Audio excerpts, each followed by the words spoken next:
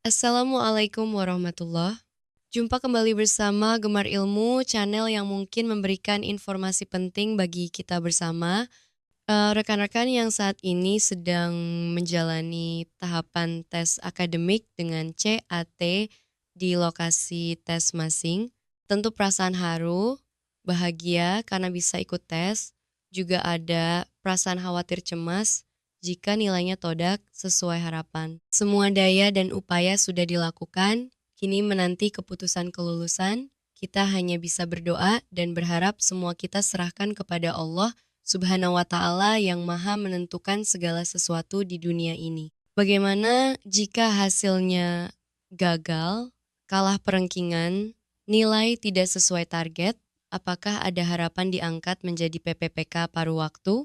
Simak video ini sampai habis. Sesuai ketentuan Kepmen PANRB 16 tahun 2025, PPPK paruh waktu menjadi jatah honorer database BKN yang telah mengikuti seleksi CPNS 2024 tetapi gagal. Selain itu, honorer database BKN yang telah mengikuti seluruh tahapan seleksi PPPK 2024 tetapi tidak kebagian formasi. Sementara untuk tindak lanjut setelah tes, kata Taufik, sejauh ini juga belum ada kepastian mengenai honorer yang tidak lulus seleksi. Taufik juga belum berani menjawab mengenai kemungkinan mereka akan diangkat menjadi PPPK paruh waktu. Informasi mengenai pengangkatan PPPK paruh waktu dari honorer database BKN saja, kata Taufik.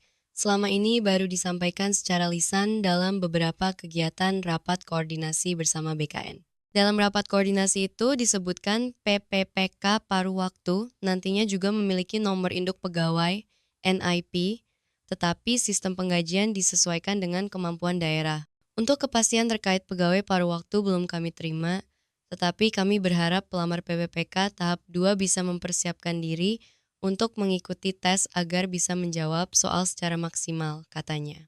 Bagi peserta yang tidak berhasil lulus pada seleksi PPPK 2024 tahap 2, pemerintah telah menyiapkan proses dari pengangkatan peserta yang tidak lulus untuk menjadi PPPK paruh waktu.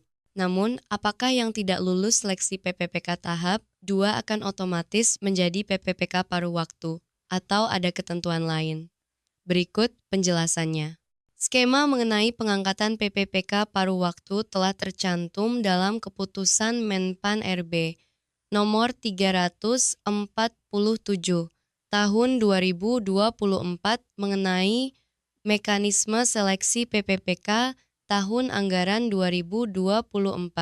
PPPK paruh waktu sendiri merupakan pegawai ASN yang akan diangkat berlandaskan perjanjian kerja serta diberikannya upah yang sesuai dengan ketersediaan dari anggaran instansi pemerintah.